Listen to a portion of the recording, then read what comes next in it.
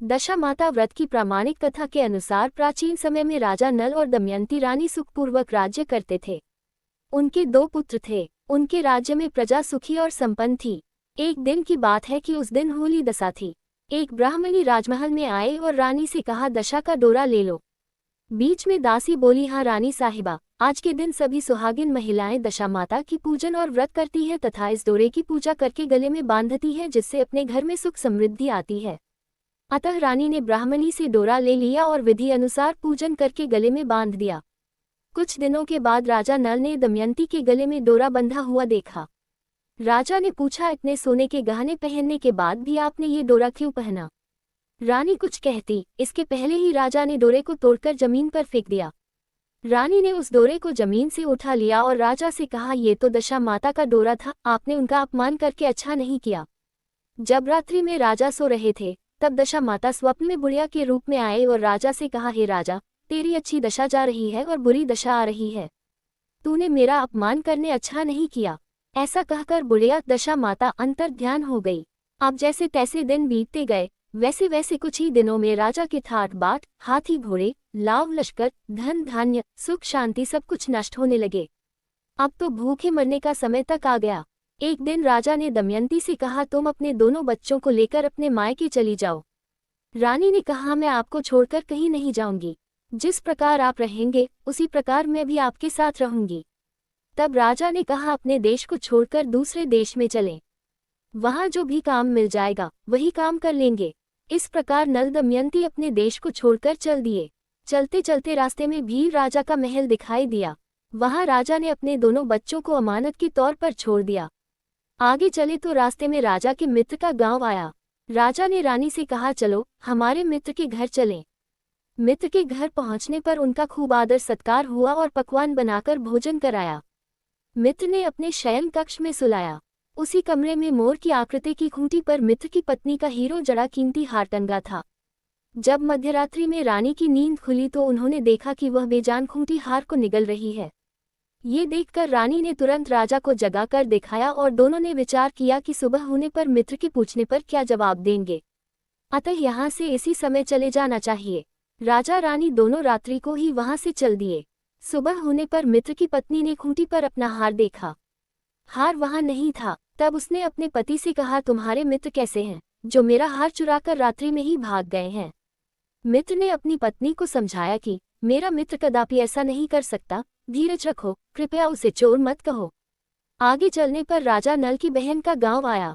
राजा ने बहन के घर खबर पहुंचाई कि तुम्हारे भाई भौजाए आए हुए हैं। खबर देने वाले से बहन ने पूछा, उनके हाल चाल कैसे हैं? वह बोला, दोनों अकेले हैं, पैदल ही आए हैं तथा वे दुखी हाल में हैं। इतनी बात सुनकर बहन थाली में कांदा रोटी रखकर भैया भाभी से मिलने आई। राजा ने तो अपने हिस्से का खा लिया, परंतु रानी ने जमीन में गाड़ दिया। चलते चलते एक नदी मिली।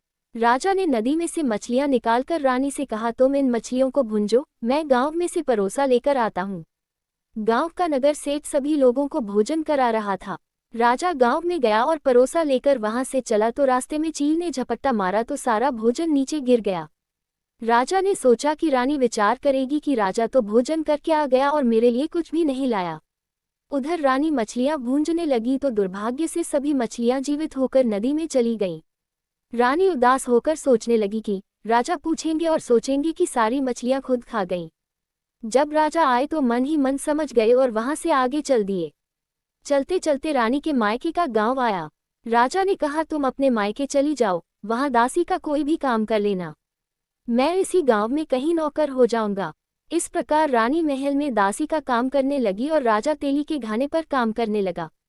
दोनों को काम करते बहुत दिन हो गए। जब होली दशा का दिन आया तब सभी रानियों ने सिर धोकर स्नान किया। दासी ने भी स्नान किया। दासी ने रानियों का सिर गूंथा तो राजमाता ने कहा, मैं भी तेरा सिर गूंथ दूं। ऐसा कहकर राजमाता जब दासी का सिर गूंथ ही रही थी तब उन्होंने दासी के सिर में पद्म देखा। ये देखकर राजमाता की आंखें भर आई और उनकी आंखों से आंसू की बूंदें गिरी। आंसू जब दासी की पीठ पर गिरे तो दासी ने पूछा, आप क्यों रो रही हैं? राजमाता ने कहा, तेरे जैसी मेरी भी बेटी है जिसके सिर में भी पद्म था, तेरे सिर में भी पद्म है। ये देखकर मुझे उसकी याद आ गई। तब दासी ने कहा, मैं ही आपकी बेटी हूँ। दशा माता के कोप से मेरे बुरे दिन चल रहे हैं, इसलिए यहाँ चली आई। माता ने कहा, बेटी तूने यह बात हमसे क्यों छिपाई? दासी ने कहा, माँ मैं सब कुछ बता देती तो मेरे बुरे दिन नहीं कटते।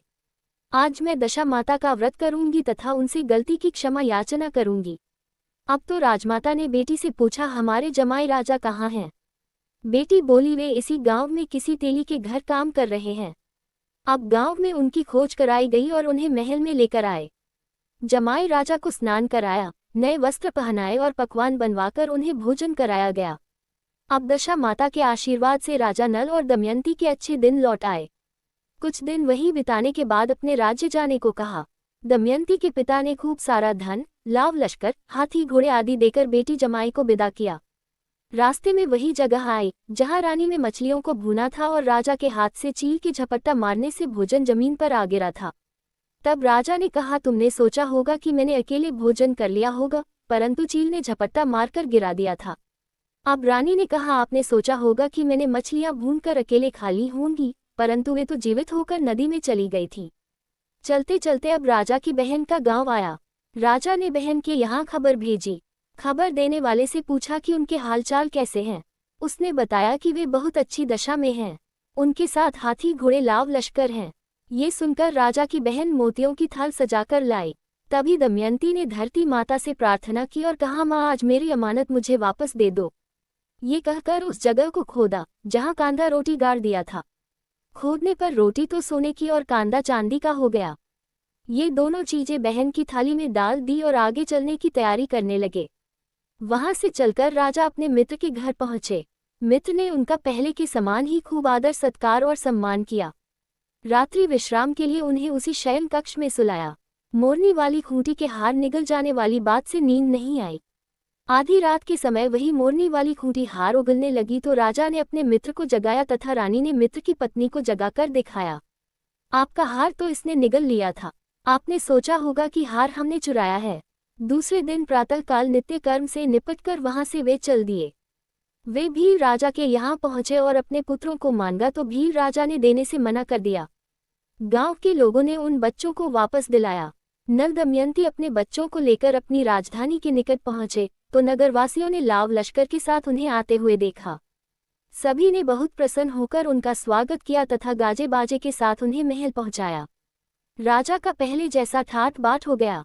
राजा नल दमयंती पर दशा माता ने पहले कोप किया, ऐसी किसी पर मत करना और बाद में जैसी कृपा करी वैसी सब पर करना। व्रत का नियम चैत्र कृष्ण दशमी के दिन दशा माता का ये व्रत यदि एक बार रख लिया तो इसे जीवन भर किया जाता है और इसका उद्यापन नहीं होता है। इस व्रत को बीच में छोड़ नहीं सकते, ऐसा करना अशुभ माना जाता है। यदि सेहत संबंधी समस्या या और कोई समस्या हो तो उद्यापन करने के बाद इसे छोड़ सकते हैं।